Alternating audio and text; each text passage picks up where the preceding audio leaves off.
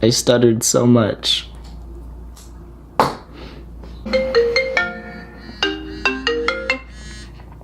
Hello? Yeah, this is him. Good, how are you?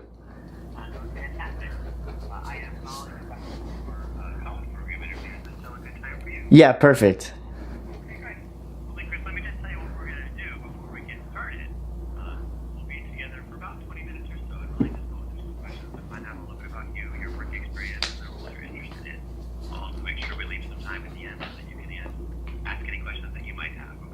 Okay, sounds good. Okay. We'll start with kind of the easy stuff first. Like right now, you're going to California State University, San Bernardino. You're a marketing major and you're a junior this year. Is that correct? Yes, that's correct. And I see that you've never worked for the Disney company before. Is that correct? Yes. And are you currently an international student studying in the U.S. on a visa? No, I've lived here my whole life. Okay. I know, talking availability, you had a question between you asked, are you fully available for Sunday through Saturday, including days, nights, holidays, overtime? You had, I wish to discuss. Is there something I can answer for you? Yeah, the only question was just so when college students usually do this internship, do they usually take some time off from their university? I think it's a mix. I would say probably the majority do, yes. I know some take online courses while they are in the college program. That may be a requirement from the school, or maybe they just try to keep up with their credits. But I know we see this a lot in California, that students are trying to maybe balance a school schedule and a work schedule. And I'll be honest with you, I couldn't work with a school schedule because I can't guarantee the days off or the time off that you might need to go to class. Okay. That's fine. Yeah, I had spoken with my advisor at school before, and she had told me the same thing that typically when kids do internships, they take some time off for school for the internship. Yeah. Okay, that was my only question. I just wanted to clarify on that. Thank you. Sure. But you have the full availability, correct? Yes. Between the days, nights, weekends, and holidays. Okay, great. Well, let's talk a little bit about the role guidelines. You might be aware that within the theme parks and resorts, we do wear a costume and have to comply with the Disney look and all of the appearance guidelines. I guess, are you familiar with those different guidelines? Or would you like me to review those with you? Yes, I know for the males, it's clean shaven, no visible tattoos and piercings, and cleanly fingernails as well.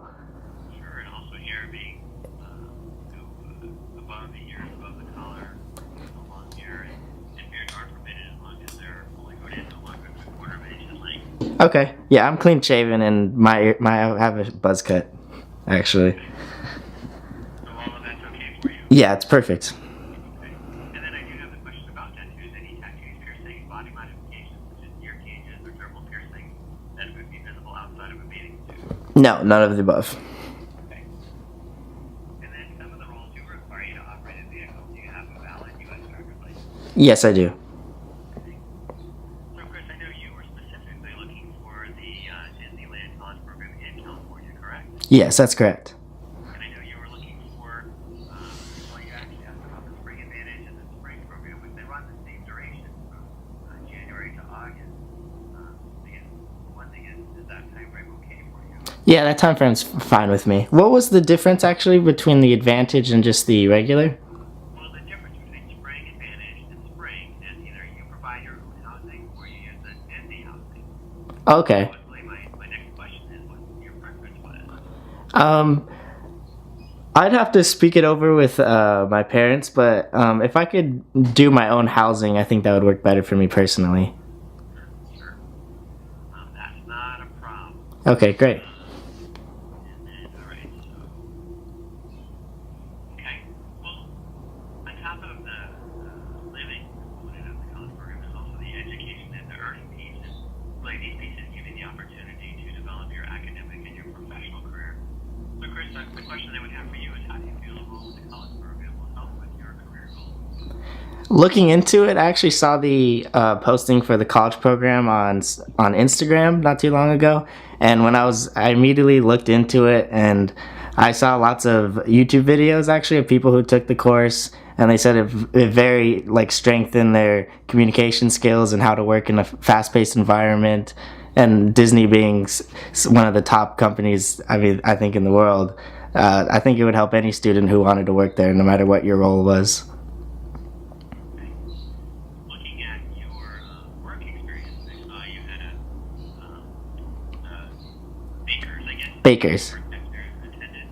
I guess maybe a quick question: is there anything maybe that you did not list on your application, whether it be paid, unpaid, or volunteer? It was Baker's fast food company. It was paid. Okay.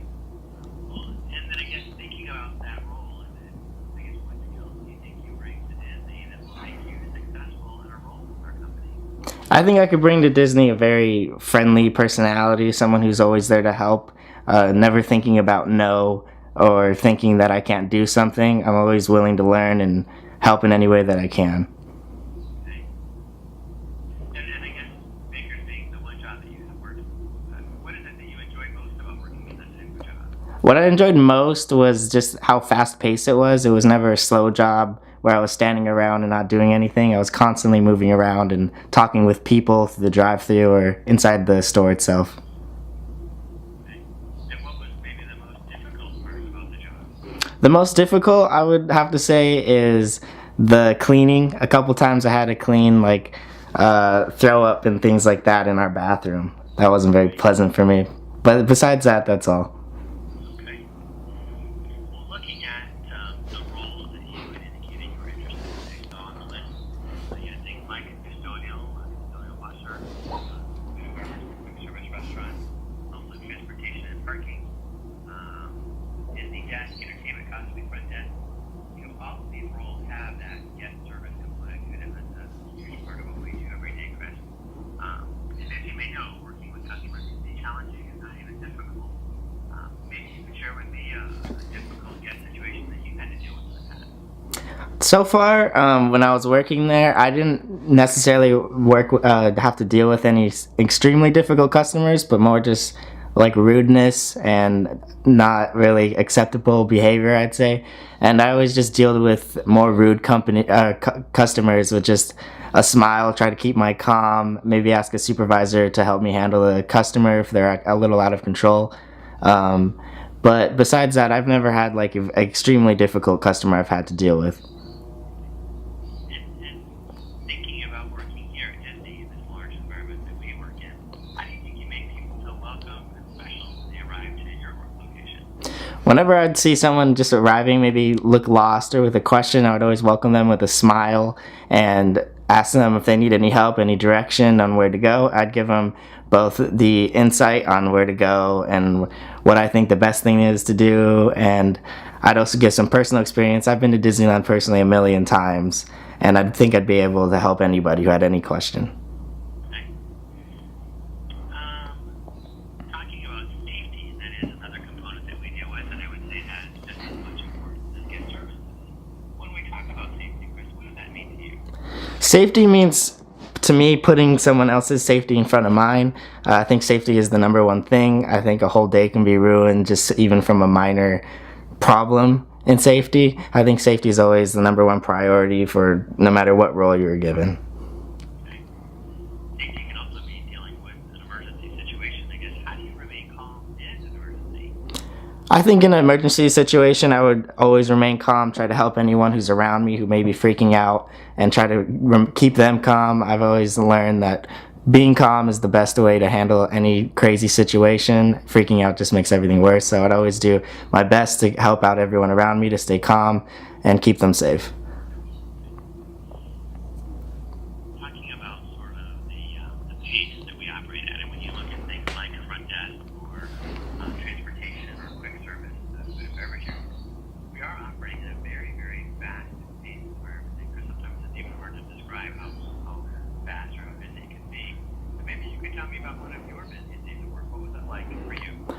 One of my busiest days, I'd say we used to do these specials where we'd have like a milkshake day or a burger special, things like that. I remember specifically when I first started working there, we had a milkshake day, and I was constantly making milkshakes back to back for 6 hours straight. I was able to handle it very efficiently. They always loved putting me there because I was able to handle it without getting behind, and still able to jump around and help customers if they come up to me with a question. And I was always able to stay calm, and my managers had no problem putting me in stressful situations because they knew I could handle it. With that pace sometimes comes getting pulled in many different directions. When you look at something like food and beverage, which you're working in now, you could be ringing up the sales one moment, and maybe one guest comes up with a question, maybe another guest comes up with a complaint. The food is done incorrectly, to the phone ringing. When all those things happen at the same time, how do you manage all of that, Chris? What I would do is if it was a quick question, I would say, "Excuse me, 1 second" to the person I was currently ringing out and try to answer their question in a very quick manner. Or if it was 3 people coming up to me at the same time, like when I'm checking out, one has a complaint and then one just has a quick question, I would try to help out the one with the quick question and hear the complaint that the customer may have, and I would maybe grab another coworker or supervisor to help me out with the situation. I feel like I would jumble up the whole thing if I try to handle all 3 at the same time. Right, okay. And then there also comes a certain amount of repetition when we do this type of work. In food and beverage, a good example is putting orders to get the food orders together. If it's a front desk area checking in, guests over and over. If it's in transportation, parking cars, hundreds of thousands of cars. And so my question is, how do you stay focused on the task that you're doing, but not lost in it because you've now done it 500 times? I would stay focused by just always kind of taking a step back, remembering what I'm doing, why I'm there, and that the job needs to be done. I would try not to get lost in the repetitive feeling of doing the same thing over and over and over, because then I feel like I would degrade my work ethic doing that. So I'd always just make sure I take a step back, remember what I'm doing, and do good at it. And then transportation, our career, photopass photographer, we do work indoors and outdoors. So of course, if we're outdoors, we're dealing with rain, heat, humidity, all those things that we may have. We also can do a lot of walking, a lot of standing.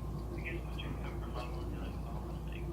I would be completely fine with it. I love working out every day. I love the sun. That's why I'm here in California. I would have no problem being outside in the hot sun all day or the rainy weather. I mean, as long as I'm out there helping other people, I wouldn't care the conditions that I were in. Excuse me. To talk about some specific items, I know one position you asked about was the lifeguard position. For that particular role, there is a swim test you have to complete. The swim test consists of a distance swim. You also have to dive to the bottom, get a 10-pound break, and splash by being able to tread water and above the water for a specific time frame. I guess how comfortable are you with different tests? I'd be okay doing doing the lifeguard position. I've never done anything like CPR training or anything like that, so I think I'd be a little nervous in that role. But treading water for a specific amount of time or getting the 10-pound break, I'd have no issue doing that. And I'll tell you, when it comes to certification, CPR and other things like that, it isn't a requirement for the role. We actually do our own certification for all those different. Oh, wow. Okay. The lifeguard has a unique job because sometimes they can spend more time saying no versus yes. And I guess how do you think you do that? How do you think you say no to a guest and still remain positive? I think I'd be able to say no fine if it was endangering someone's safety. But if I were to say no, I'd try to always keep a smile and an upbeat tone when saying that. If I had to do it repetitively to a certain customer, I'd maybe ask them to just take it easy because they're endangering themselves and maybe the people around them. And I would always just keep a positive tone when saying no. To give you an idea, Chris, that we would consider you you've expressed an interest in whether you did say low, moderate, or high. We didn't discuss all of them today. But I think I'd really like to know from you, we've talked about you and your experiences and your skills that you acquired. What roles do you think you're most qualified for with our company? For the roles, I'd say I'd be most qualified for maybe the photo pass, any of the fast food, and also I'd be fine doing custodial and the lifeguard. Everything we talked about, but also the custodial and photo pass, I'd say on top of that. Okay.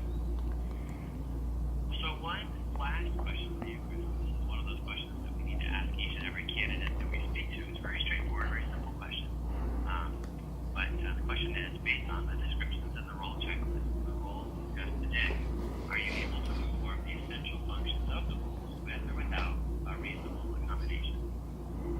Yes, I think I'd be able to. I'm very good at working by myself. I think I'd be fine in a situation of not being accommodated, maybe with a supervisor there at the time or anything like that. I think I'd be fine working any role that I'm put into. And whether if I did happen to have a question or an issue, I would do my best to best of my ability to handle it. So, Chris, those are the questions that I have for you. I guess let me explain what happens next. We will be sending communication to your dashboard on the Disney College Program website. And you may already know this, but your dashboard is that first page that pops up with information about the schools you applied for when you log into the Disney Career Portal. Now, I will tell you that most of our decisions will be made by the end of October, possibly even mid-October. We do want you to continue to check your dashboard for quite so important. If you're offered a position, you will get information on how to accept or decline the offer, which will also get information about the role that you'll have, times to check in, the classes that are available for you, and you'll have some contact information so that you can get a hold of us if you have any questions at that point. Okay? Okay. So, Chris, like I said at the beginning of all this, we give you the opportunity to ask some questions. What kind of questions can I answer for you about the college program? I think the only question I'd have is about the classes. So I saw online that the classes meet 3 to 4 hours once a week. And are the classes related to our major, or is it like a thing we get to pick, or you guys pick for us? The classes are probably going to be a little more related to the sort of the business side of what we do. And then even some of them are very, I guess you could say, Disney-centric and really learning a little bit about the company, but ultimately overall, I think you'll find that they all have that side that is meant to really introduce you to what we do here and give you some, I guess, a peek behind the curtain is the right way to describe it. Sort of share that sort of education, but it also works on helping you, whether it be building resumes or networking or all those things that can benefit you as well. Okay, great. That sounds awesome. And one more question I would have: if offered to participate in the college program, when does it start? It would start about the second week in January. Second week in January. Okay, cool. Usually we try to let the holidays pass and then get back into the swing of things. And that's when we start coming in. And we do sort of stagger it a little bit over a week's time, just because we don't want all the students to arrive on the same day. We're hectic to try to do everything in one day. Okay, that sounds great. And I would be if offered, it would work out okay if I didn't do the housing option, right? You can. Did you have a preference of what you're looking to do, though? I would probably do my own housing if that was okay. But you're okay with the opposite as well, is what you're saying? Yeah. Okay, all right. Well, I'll make that note then, for sure. All right. Any other questions for me today? No, that was all. Well, thank you for taking some time to talk to me. I do appreciate that. And I would hope that you have a magical day today, okay? Okay, you too. Thank you so much. Thank you. Bye bye. I just did my Disney College Program phone interview. I was extremely nervous. You could tell in like how I wasn't able to have like clear sentences, but it was fine. The person interviewed, his name was Hollis. He was very nice. His questions were very straightforward. He explained everything about the program and what to expect. He said I'd find out if I was offered a role by mid to late October, so I'm excited for that. I know there's a lot of people who've made videos of recording their phone interviews, and I've watched them all. They've done a lot better than I just did. So if you're going to be doing the phone interview, I wish the best of luck to you, and don't be nervous about it like I was.